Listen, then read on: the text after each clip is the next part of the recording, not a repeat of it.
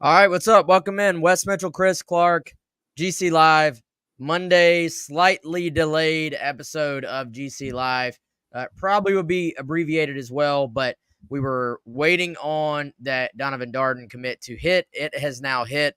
We're going to get into that and also talk a little bit about South Carolina at SEC Media Days today. Also, I already warned Chris. And first of all, happy college football 25 day to all of my, what would you say, like 30-ish to mid 30s to upper 30s to lower 40? Like, is that the age range that's probably most excited about this thing right now, man? Man, you're leaving out the youngs, though. I think we got Do they even know what they've missed out on? they don't, but I'll tell you, I have heard some talk among the high school community from some of my buddies and neighbors who have like the high school age kids. Yeah. It's on the radar. So it's everybody. That is actually my plan, Wes. So I'm behind. I have not yet procured the game. I'm ashamed to admit I've not even procured a system to play the game on. I'll be trying to, like, if they still use a disc, I'll be trying to put it in my PS2 or Xbox 360. Not going to work, buddy. It's not going to work well at all. And so I think I'm going to go over to the neighbor's house, who, by the way, has a setup from Integrated Media, and try to play it there. I don't know if they have it, but it was in the works. So I'm behind. You're ahead of me, man. I'm ahead, but in typical me fashion, I tend to get things done, but it tends to be at the last second, like normally on time, but at the last second. And so Right. if I stand up, I'm literally UPS tracking a PS5 on the way to the house right now. So if I disappear for about 3 to 4 minutes, it's signature only. So so I've got to go sign. They won't just leave it on the porch. And if I miss the window, which is literally, it's 2:50 right now as we're live and recording, it's 2:15 to 5:15. So we are in the window. Ooh. Cannot miss it. And I'm hoping, I've never, we obviously do streaming, like talking to people. I've never streamed a game before. I'm hoping if I get it, I can at least do some type of review of the game on our YouTube page from the South Carolina perspective, because, dude, there's been like little hints here and there, some screenshots. Even some of the screenshots, though, are from people. It looks like, obviously, the one they did where they had the Road to Glory player. There's some others floating around where it looks like the rankings have already gone up some, maybe in a dynasty or something. So there's obviously, like, there's not been a ton of South Carolina information out there. So hoping, not promising, hoping that I can have the game, have the PS5. I mean, the time crunch is officially on at this point. But it would be cool to have some content from the game, because I know people are loving this thought after a decade of not being able to play, of having this opportunity. And you mentioned the younger generation too, Chris. How many, this was talked about on Twitter today, Wilt Fong was talking about it, how many people will start to know college football players that are like a 12-year-old or something because they're playing the game. Like, dude, I feel like I learned what I knew about football as a kid from playing Madden and NCAA. 100%. Yeah. I mean, we were playing a few years ago across the street, and there were some kids playing Madden because, of course, there wasn't a current college football game. And they were rattling off all these things, statistics, where a guy had gone. And you could tell a lot of it was because of the game. So you're right. A lot of those kids do not know. They don't have the frame of reference of having played, NCAA 14, NCAA 13 back in the day. They've played Madden. I think they're going to fall in love with this game. And then for us that are in our age range or older, fall in love with it all over again. And I've got to get it at some point. If I can't get it soon, I'm just going to come to your house and play it. That's what we'll do. That's fine. I'm going to have to get in some reps first so that I can beat you when you come That's here. right.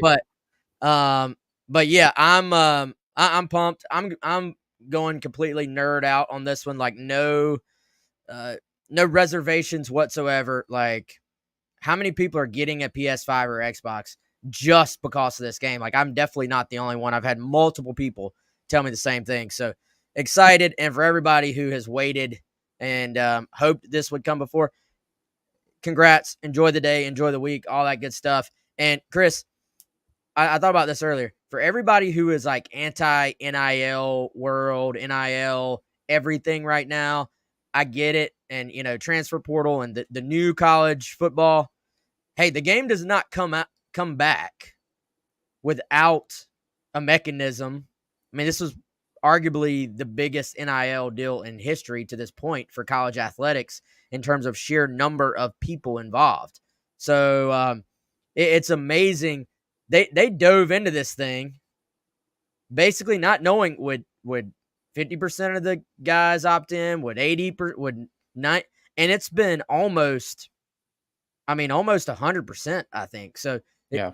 there are negatives to the new college football world. I'm not denying that, but there are a lot of positives as well. And there's going to be a lot of people who get into college football traditions because of this game, I think.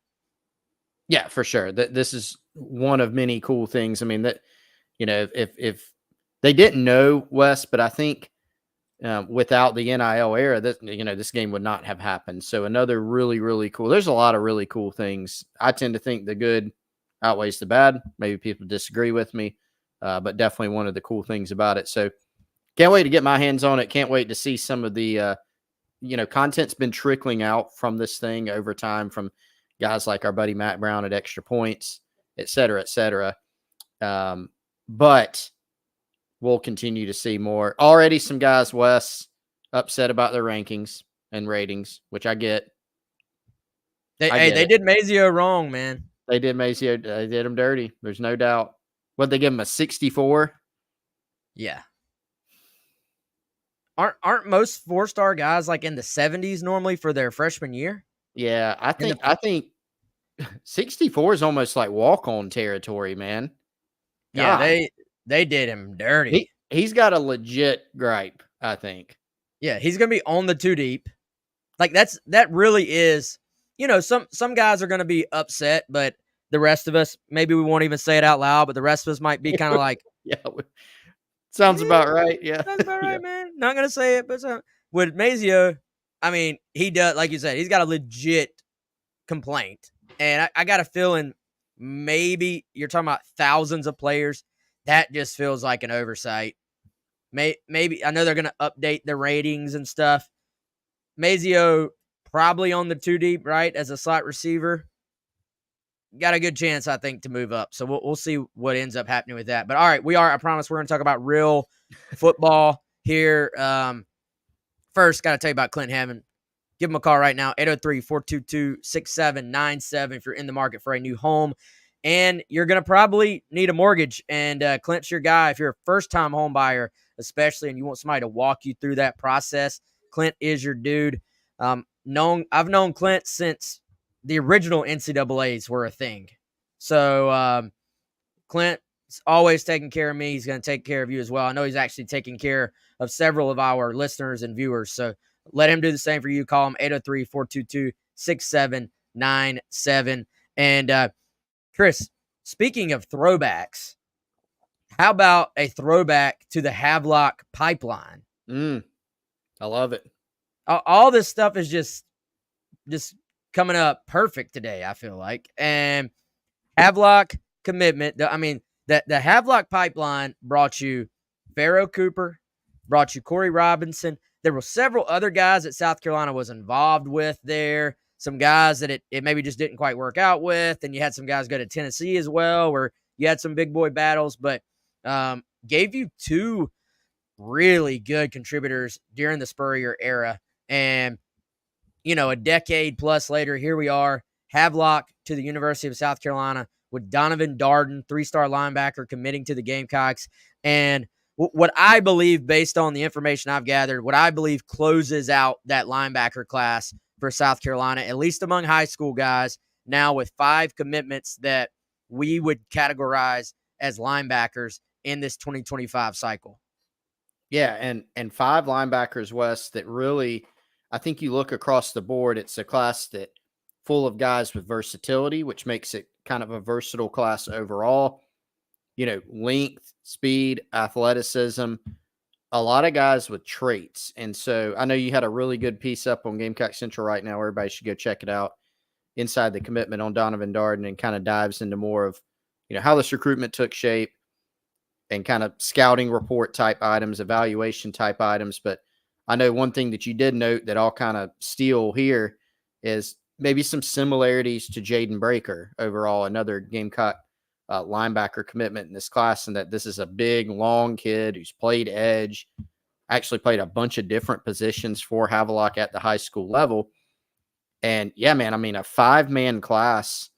And this just came to mind, Wes. You know how we'll joke in the past about some Gamecock football classes where, you're sitting there thinking, man, they haven't taken enough numbers at this, or enough impact guys at this particular position. We got to go take 7 guys at that position in the next class. And you don't want to do that. I think this is just, yes, South Carolina needed some numbers from the high school ranks in this class because you are losing a lot, right, from your 2 deep this year. And so that begs the question, will they look at the portal? Maybe. So you did need some numbers, but I think you're not looking at this saying, well, they're taking 5 Mike linebackers. They're taking 5 Will linebackers. I think they're taking guys that could play a total of 3 to maybe 4 different positions if you count some of these guys that could maybe even grow into edge guys. Mm-hmm. But Darden, physically, very, very impressive looking guy and a very versatile player, at the high school level. Yeah, I mean, I was told he actually plays quarterback at times at Havelock, has played some nickel safety type, has played along the line of scrimmage, more of a defensive end edge guy. And, we keep talking about this cycle traits. And, I think other than just going for, obviously they wanted like a Zayden Walker, who was just your kind of grand slam. Everybody wanted him, 5-star guy. Among their other targets, which weren't quite as highly ranked, they just said, look, we're going with traits. And I think, frankly, Chris, that's been a little bit of a shift in how they've approached that position. Maybe going back to, landing a J.R. Johnson last year, going into the transfer portal and saying, look, we want speed. We have to add speed to this room. And now I think they firmly believe in their ability to develop these guys, to let them land wherever they're going to land, sort of within the position groups, within this scheme. And this class kind of mirrors their current bunch on campus in that they do have some guys that can do some different things, some guys that maybe can play multiple positions, and some guys that can maybe slot for particular spots. And so I think that's the approach to this. You look at the and again, please check out that Inside the Commitment. That's actually, Chris, one of my favorite articles to write on a regular basis, because I think it gives hopefully a glance, but also like an in-depth look at various things all in one place about a commitment. And so our hope is that you get an idea of like how and why they ended up at South Carolina, at what they bring to the table at South Carolina, and what's next at that position. And so if you're looking kind of at what's next, South Carolina, I believe, pretty much done for linebackers in the high school ranks, but you can kind of go through. I think you look at AJ Holloway. To me, he's the one true like Mike linebacker in this group. Like, he's probably a true old school inside backer, already is well developed physically. Maybe, I don't want to say tapped out, like that sounds negative. Maybe already closer to his ceiling in terms of physical size is probably the fair way to say it. You look at some of these other guys, there's some looking at, I would say, Tayshawn Austin, Jaden Breaker, and Donovan Darden. All 3 of those guys, to me, have some pass rush juice to them. Yep. And I think depending on size, depending on what they ultimately get to, I think Breaker probably more than likely stays as a linebacker. He's a 4.52 guy in the 40, has sideline to sideline speed. Probably more of a true linebacker as well, but more of that like J.R. Johnson or Bam Martin Scott type, or maybe rush him off the edge, but he's a linebacker. Then I think you start to look at Tayshawn Austin. You look at Donovan Darden. Those are the guys that I think you're going to be paying very close attention to. How big do they get? How comfortable are they in space? Just you don't even have to really project it yet. You know what I mean? Like I think their approach, and I was told this with Darden specifically, they were just like, this guy's too good of an athlete not to take him. Wherever he ends up, we can figure that out in, a year, in 2 years. Right now, you have length, you have speed, you have athleticism. You need numbers at that spot. So they just took an approach, it appears, man, where they said, we're not going to turn down athletes that fit the traits we're looking for at that spot.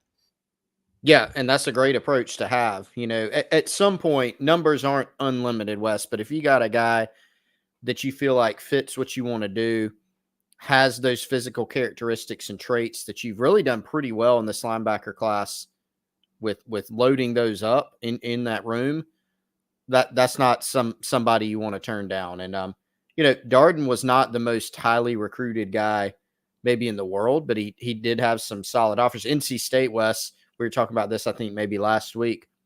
They have done pretty darn well on the defensive side of the ball in particular, and recruiting some under the radar guys, right? Their defense, really their team overall, but their defense specifically has kind of outperformed their maybe star power on that defense. And this is a guy that they seem to prioritize as well. So again, your blue chip ratio in your class, you want it to be pretty high. But Darden, and we'll see. That's the other point. You made this point a lot. J.R. Johnson for a while wasn't some 4-star type of guy. And every indication is he's going to be a really good player, and maybe as soon as this year make an impact for South Carolina. He started out as kind of a lightly recruited 3-star type of guy. And that's really kind of the MO at Havelock as well. Remember Farrah Cooper? Carolina's battling East Carolina on him. He's a 2-star guy. Eventually moves up to a 4-star. Had a great career. Corey Robinson, Shrine Bowl kid. Gamecocks beat Duke on him. 3-star type guy. Ends up being an NFL player for the Gamecocks. Havelock kind of has those type of blue-collar, hard-nosed guys that are just really good football players.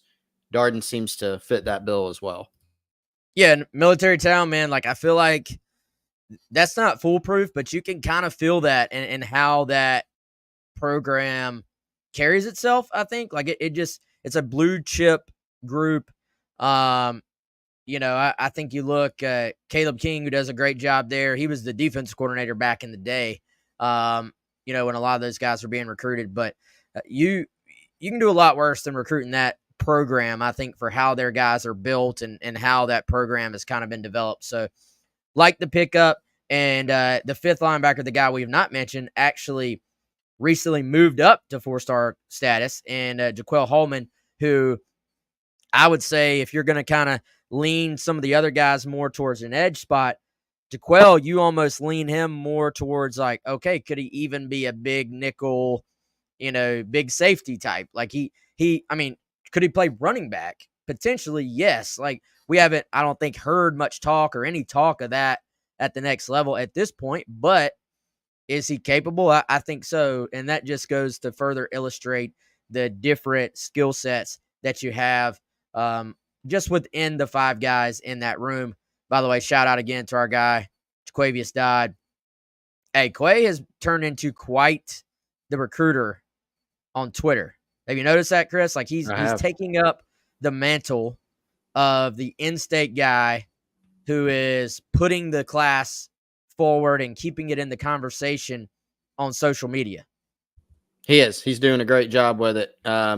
Didn't know that he was going to jump in and take the lead on that, but he certainly has been. A lot of guys, whether it's having conversations with current commitments or making his pitch to guys that South Carolina hopes to have join the class, he's really done a fantastic job with that. Good to hear from Jaquavius again. Yeah, no doubt. I'm liking this trend, man, where we hear from the commitments on the show. Pretty good. It's the defensive guys, apparently. We had Tay Austin on as well the other day. So, yeah, hope you guys are doing well. Appreciate y'all dropping in. I I think that's it on Darden. I think that's about all I have. But let's talk a little bit about SEC Media Days. Chris, you and I are veterans to the game here. Maybe we don't talk about it quite enough. Like I feel like I don't want to say we're cynical towards it, but I feel like we don't necessarily learn a ton most years from SEC Media Days, yet it is a massively hyped up event. So I'm trying not to be cynical about it and trying to be like, all right, let's try to learn something. Let's dive in. Let's see what we can glean from this before we get into when we really learn things, which is when preseason starts, when we get the USC Media Day where you can get some one-on-one time with players and actually ask them things where don't have 50 microphones in their face. So, yep. Chris, I know they've been talking in about 50 rooms so far, answering similar questions, of course. What has been your takeaway, if anything? No, not if anything. You have to come up with something. We're not going to let you off the hook. What's your takeaway so far? Well, I actually have a couple. Okay. Or maybe even a few, 2 to 3. One is that, and we're not surprised. Remember we were talking about on the radio show last week on the game, I think Tyler asked us who's the person out of these 3 players that is apt to say something like semi-controversial or get people right. And you said Deebo, which I agreed with, if anybody. And indeed, he has kind of gone on record today. He said, we want to put up donuts, which I'm not surprised. Like, if I could have laid down some type of money on that, if gambling were legal, I would have done that, because I figured he would project a lot of confidence. That's the type of guy Deebo is, whether it's individual confidence in his team. But he's like, look, we don't want people to score. We want to put up donuts. And I was thinking back to some of the comments that Nick Eamon-Warry made about the defense recently. And you can have, to use your word, cynical. You can have the cynical approach. Prove it first. Yes, I get that. I agree, actually. There's a lot of on-paper things that this defense will have to prove. Certainly, you couldn't argue it does look better on paper than, I think, the picture last year. But Deebo projecting a lot of confidence in this team. And I do think some of the words, the phrasing that they're using, it is different than last year. You can't just say blanket statement, oh, they're just saying the exact same things they always say. I don't think that's the case. It's a little bit different. I think we've seen that in several areas. The key, of course, is translating it. That's what must happen. But it's pretty clear that Deebo and some of his other defensive counterparts that have been speaking is projecting a lot of confidence. And I would probably roll that into my second observation, Wes, that I was going to get to. It kind of all ties together. Shane Beamer feels like they're not far off. He mentioned that. Nick Saban mentioned that today, sitting at the table, that this team obviously isn't where they want to be, but not all that far off as well. And certainly Shane Beamer this offseason changed some things up. Even if it wasn't something like moving a coach, dismissing a coach, there were some other offseason tweaks that were made in this program. And just according to the feedback we've gotten privately from what players are saying publicly, from what Beamer's saying publicly, it looks like it has been a bit of a, different approach, different type of offseason. So, like I said, key is how does that translate this season? There's been positive reviews lately from the players and from Beamer. Yeah, and I think, Chris, it ultimately is about players, right? And it's going to be about who steps up and who is ready and, who from this class of newcomers, whether that's transfer portal or high school guys, or really maybe it's a second-year guy that didn't quite play as much, who can step up and fill some roles, who can provide added depth. I think we know they took an approach this offseason of leaning into adding depth. Like it seems like, Chris, if they had a decision to make on, do we add another guy at this spot? Do we not? They lean towards yes on most of those opportunities, especially in the transfer portal, sort of solidifying we think maybe the O-line depth. Like, there were some times where we were like, well, I'm kind of surprised they took another guy. And that goes back to depth. That goes back, I think, also to losing a couple of upperclassmen during the offseason for that position as well that, essentially gave up football. But then kind of doubling down on the defensive line as well, a position that you look to have, I would say, a strength to your team potentially, but they still went out and added guys at that position. So I think we know what the offseason approach was from a roster standpoint.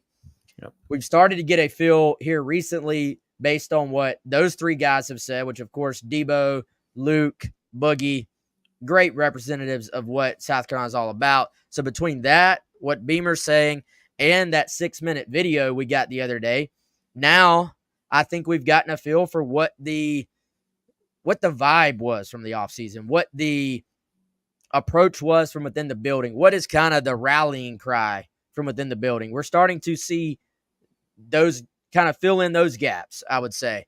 But now you start to get to the best time of the year, which is, all right, let's figure out these position battles. Let's see who is going to be your starter, who's going to be your backup. And then what's really the best part of the year is, how do you match up with everybody else, which is the final question we all get to answer. And even that is dynamic because it can change from week to week. Yeah, that's what I love. I enjoy parts of talking season because, I'll be quite frank, this isn't picking on Beamer or anybody else in particular, but like coaches during their opening statement at SEC Media Days are going to talk about GPA and things like that. And that's great. Like, I am glad legitimately that the players are doing well in the classroom and all those types of things. But like, some people need to hear those things. Like Beamer mentioned Mike Shula being on staff today. And he said a lot of the people in the crowd like looked up because they didn't, oh, Mike Shula, like they didn't know that. We know that. If you're a fan, if you're a media member, if you follow the program, like, a lot of the higher level stuff, or you've already heard some of the higher level 30,000 foot view stuff you're going to hear at media days.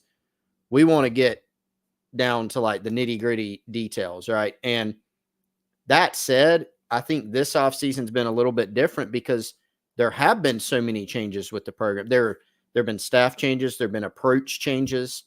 And that's made for a more interesting offseason because now you're following, okay, what are those changes? And I think, like you said, Wes, we have a better idea of some of those. How have they affected the offseason? I think we have a better idea of that. And then the last part of that question is just, again, going back to what I said earlier, how does it translate? But I am ready to get into camp now next month. It's not too far away, a few weeks, probably a couple weeks, few weeks, because then we're going to be able to track some of these very important position battles that are really going to dictate how this year goes.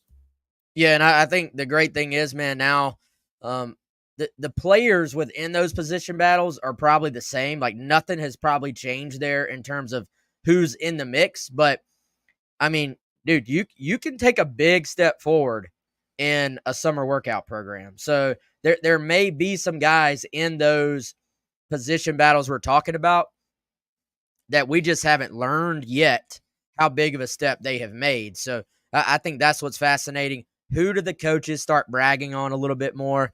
We did get an injury update today. I have put less and less stock when, and this is for any coach, when any coach gives you the blanket sort of, everybody that's been banged up is healthy now. Like, when any coach gives you that, I don't put quite as much stock in that. I thought something that was key was what we got today, Chris, on Rocket Sanders. Yes, it was. Sorry, I thought you had another thought there. It was key because that is a guy that is obviously critical, quite frankly, to South Carolina's success this year. As a former 1,400 yard rusher in the SEC, that's not just a good back, like that's difference-making back potential. And Rocket Sanders, it's not just a concept that maybe he could do it. He has done it in this league, playing for an SEC program before.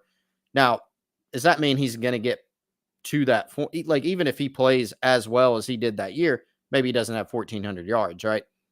But can he be that type of back for South Carolina? Well, he's shown that he can. And so, big difference last year. Arkansas had some more struggles, just team wide, and he was banged up. And so that was kind of the caveat that everybody gave, right? Got to get him here, number one.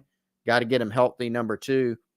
And the reviews have been very, very strong on Rocket, not just in how he is from a health perspective, but also going beyond that, just how he's performing physically in workouts, how he looks moving around out there, the body fat, which is down to 6%. We saw him last month at camp walking around, looks fantastic. That's big news that he is very healthy and doing well. And if he can stay healthy, that's, again, big news for the Gamecocks. Yeah, and I mean, dude, look at all the talk that Quinshon Judkins has gotten for the transfer to Ohio State. And really, you go back to that 2022 season, Judkins was the only guy in the league that, if you look at a lot of the stats and advanced stats, that he was ahead of Rocket. Otherwise, and you're talking about, I mean, this is a league that is always talented at the running back position. That year was no different. And there's Rocket, essentially the second best back in the league. And, I think you start talking about the potential of adding him in there with Lenoris, even though Lenoris still not officially the starting quarterback. We know, it's leaning, at least from our information, heavily that way. And so that's kind of the expectation. The idea of putting the two of those guys in the backfield at the same time with an improved offensive line is something I think Gamecock fans can be excited about. And, ultimately, the scary part for them is I do think a lot of this is going to come down to the offensive line. Now, the receivers remains the position group on the team that I have most, I would just say, questions about in terms of South Carolina.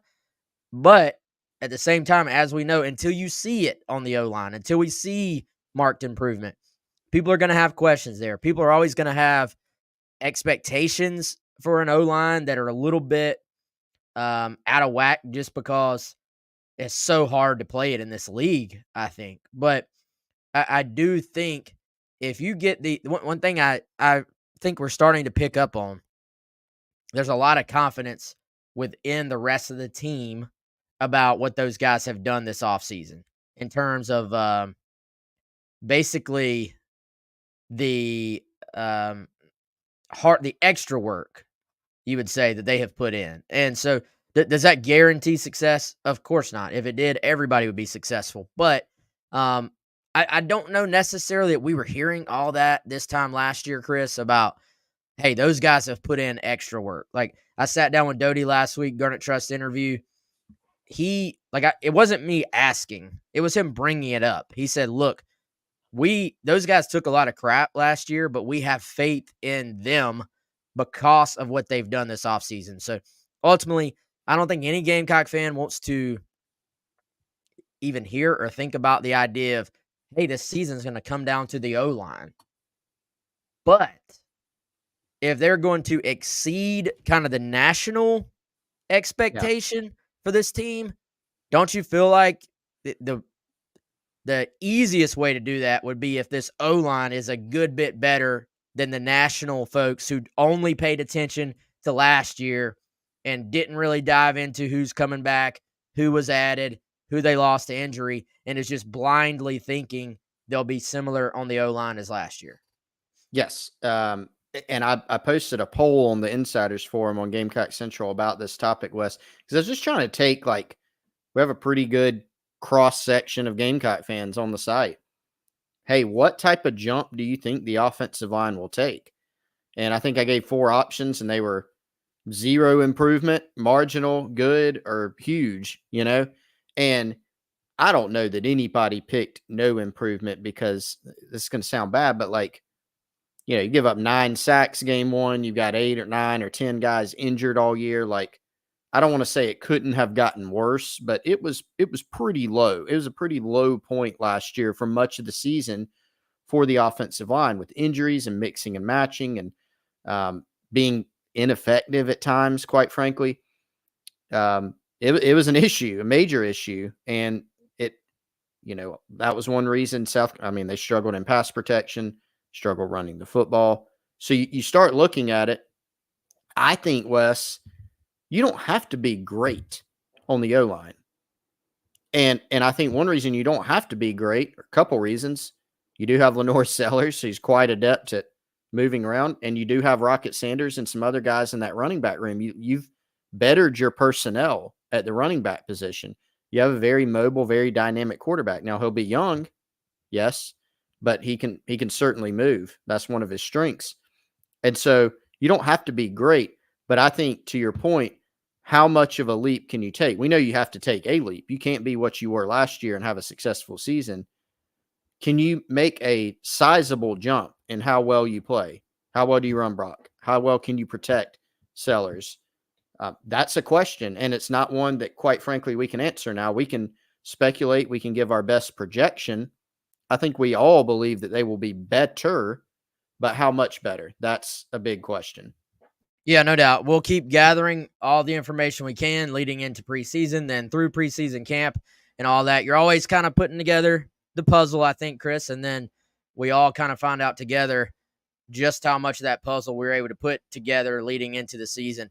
But all right, y'all, that's going to do it for today's show. Again, a little bit abbreviated, but we wanted to hop on and talk about Darden, talk about SEC Media Days. If y'all want more content for Media Days, we're going to have just article after article after article rolling out today, tomorrow, probably the day after as well. And then, of course, plenty on the Donovan Darden commitment already on GamecockCentral.com as well. And Chris, as always, I feel like we got to invite our non-subscribers, if I can find the graphic. Why not, Chris, why don't you tell them what they need to do this time? Oh, I'd love to. Going over to GamecockCentral.com, you should know it by now. Use code SCAR1. That's SCAR1. No, Wes didn't make the code up.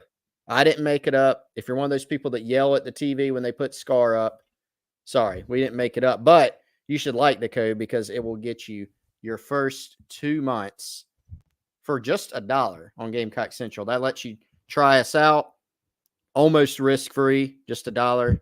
If you don't like us, if you don't like me, if you don't like Wes after that, if you don't like the content, you can always cancel. But I think you'll fall in love with it. Get to go interact on the Insiders Forum, get access to all of our content. If you ever like, hey, I want to go read Wes Mitchell's Inside the Commitment, and you hit the paywall, you don't have to hit the paywall. 2 months for $1. Code SCAR1, GamecockCentral.com. There you go. All right, for Chris, I'm Wes. Again, appreciate y'all joining us. We're going to get out of here, but we'll see y'all soon. Y'all have a good one.